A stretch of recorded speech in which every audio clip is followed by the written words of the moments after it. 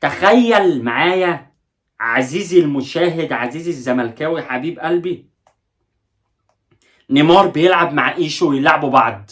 ايه اللي هيحصل؟ محمد صبحي حارس المرمى كان بيتدرب على انه لعيب مدافع.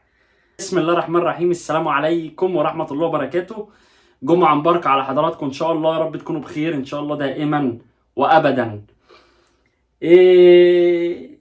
تشكيلة اوسيريو الخزعبلية وتشكيل الزمالك ضد البنك الاهلي، وهنعمل ايه في غياب اوباما. بقول الكلمة دي ليه؟ لانه متألق في الماتش اللي فات، ماتش ارتا سولر، نزل عمل شغل عالي، متألق. معرفش انا حظنا كده ليه، انا معرفش. هنشوف ايه الدنيا ان شاء الله في التشكيلة، ومين هيلعب بداله هتبقى عاملة ازاي، والتشكيلة اللي اوسيريو هيحطها من خبراتنا بنتنبأ بيها، والتشكيلة من وجهة نظرنا احنا اللي مثالية قدام البنك الاهلي. طبعا البنك الاهلي خسران اول مباراتين ليه، واي فريق في الدوري المصري بيجي بيعمل بينفش عضلاته قدام الزمالك. قدام اي فريق تاني تلاقيه واقفين كلهم ولا بيعملوا اي حاجة، والمدرب ولا هنا. في ماتش الزمالك تلاقيها كلها بتحزق وكلها بتطلع عروقها. انا معرفش. هتبقى مباراة مهمة جدا، ومباراة يعني هتفرق معانا جدا، خصوصا قبل الانتخابات بتاعت نادي الزمالك. قبل ما نبدأ في اي حاجة يا جدعان، في يا جدعان يعني مش عارف، ادعمونا لو حابب ادعمنا بلايك، اكتب رأيك في تعليق. مش معقولة كل التعليقات اللي عندي على الفيس، على التيك توك، على اليوتيوب، كلها شتيمة من الأهلاوية. انتوا بتشوفوني بتفشخ قدامكم، اعملوا اي حاجة يا جدعان، قولوا كلمة، يعني كلمة ايه، اي كلمة حتى. لا الله يبارك لك، مية مية، لا انت يعني انا مختلف معاك مش عارف في ايه، يعني شاركني واشاركك ونشارك بعضينا. ادعمنا بلايك، اشترك في القناة، ولو على الفيسبوك اشترك في الصفحة، فعل الجرس، شير، اي دعم حتى معنوي حتى. انا بهزر طبعا، دي ايه حاجة براحتكم يعني. وشكرا على الدعم مؤخرا، انتوا مية مية، اقسم بالله احلى جمهور في الدنيا. بسم الله الرحمن الرحيم، نخش على التشكيلة كده. لو اوسيريو بيفكر يعني هو التشكيلة الأنسب لنادي الزمالك في الوقت الحالي من وجهة نظري 4-2-3-1. تمام، دي من وجهة نظري التشكيلة. اللاعبين هنيجي نتكلم فيها دلوقتي. اوسيريو، نتكلم الأول على اوسيريو. لو لعب بالتشكيلة دي هيعمل ايه؟ فتوح على الشمال او حاتم سكر يعني دي هتبقى صدمة كبيرة. في القلب محمود علاء، والزناري هو مش هيستغنى عن الزناري، وسمعت ان هو عايز يلعب الزناري رقم 6. ربنا يستر. المسلوسي على اليمين، وانا من وجهة نظري ان المسلوسي يخش مكان الزناري، وينزل مكان المسلوسي نيمار. بس ده طبعا اوسيريو مش هيعمله بنسبة كبيرة. طبعا قدامهم اتنين، دونجا والسيسي، او السيسي بره واشرف رؤى مكان السيسي. قدامهم 3 على الشمال، المتألق مؤخرا ذو العرضيات الوهمية الخيالية، المايسترو في الرفعات، رفعات سم، رفعات دواء، مصطفى ابن شلبي. على اليمين شيكابالا. انا في رأيي من وجهة نظري انه يبدأ بإيشو على اليمين، او زيزو يروح على اليمين وينزل بمين في تحت ينزل بمين؟ مفيش حد. ايه ده؟ مفيش حد غير يوسف اوباما بيلعب تحت المهاجم؟ يا خبر ابيض يا جدعان. بدور والله مش لاقي. يعني ايشو يبدأ مكان شيكابالا، وزيزو طبعا تحت المهاجم، وبيخش على اليمين وبيتحرك ايه فري في المنطقة دي كلها كده،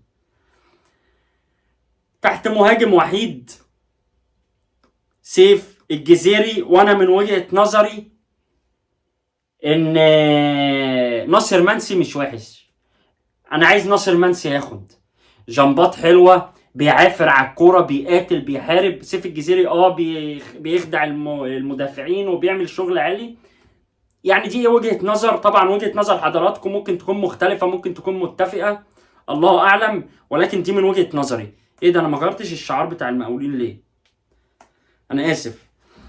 إيه، بس هي دي التشكيلة اللي ممكن يبدأ بيها اوسيريو، يعني لو بيحب نادي الهي، لو ما عملش خزعبلات وشعوذة في التشكيل دي. يعني لو بدأ كده احنا راضيين عنها بنسبة، يعني قول 90% 80%. من وجهة نظرنا احنا بقى، يعني من وجهة نظري وبعض الزملكاوية اخواتنا يعني على السوشيال ميديا شايفين ان الزناري ما يلعبش، يخش المسلوسي وينزل نيمار على اليمين. فين نيمار؟ نيمار على اليمين، السيسي يطلع وينزل مكانه عمر جابر. ليه؟ لأن عمر جابر لما نيمار بينطلق بيغطي المكان ده كله، عمر جابر هيغطي المكان ده ويرجع يدافع، وكان متألق في مباراة أرتا سولار. تمام؟ شيكابالا يعني ما يبدأش، يدخل زيزو هنا وينزل فين وينزل ايشو. بس ايشو ما بيلعبش تحت المهاجم، ايشو يلعب يمين وزيزو يلعب هنا تحت المهاجم، ويبقى فري برضو يتحرك يمين وشمال.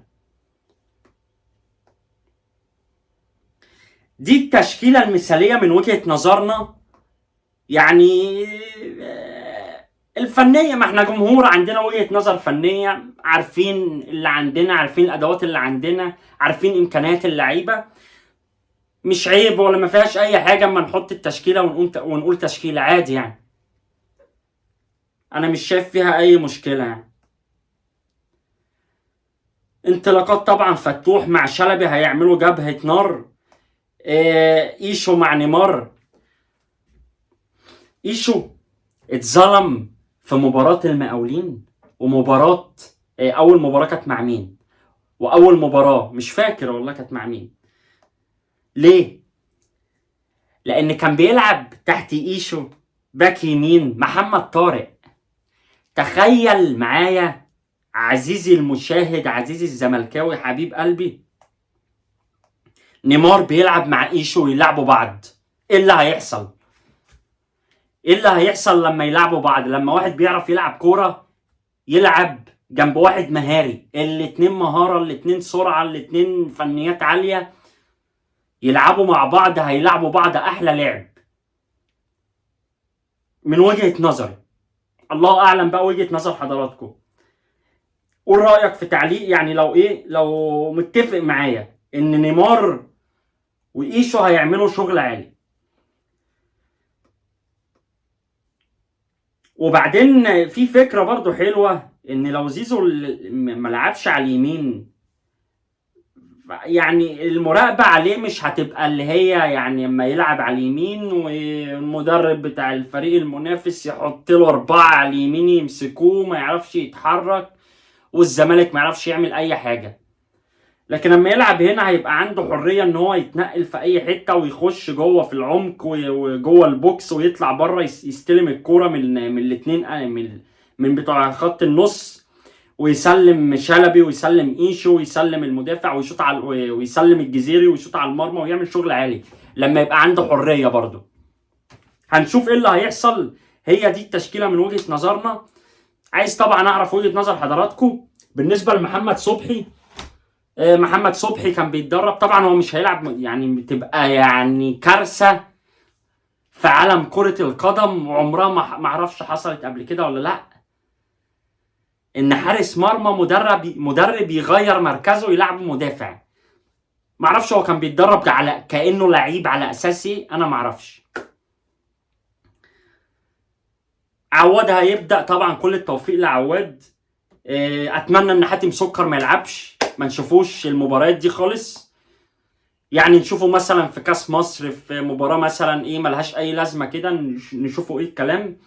بيسو يريح شوية طالما في دونجا وفي عمر جابر. القايمة لسه ما نزلتش، ممكن يكون في لعيبة مستبعدة، ممكن يكون في لعيبة تانية هتدخل معنا، ما اعرفش. اوباما يعني يرجع بالسلامة ان شاء الله، بعد اسبوع هيرجع. طبعا ده على يعني الدكتور محمد أسامة طبيب الفريق هو اللي طلع قال كده. بس هي ده اللي كان معانا النهارده. كل التوفيق ان شاء الله نادي الزمالك، ونطلع مع حضراتكم واحنا فايزين ان شاء الله. توقعي للمباراة ان شاء الله الزمالك هيكسب 3-1.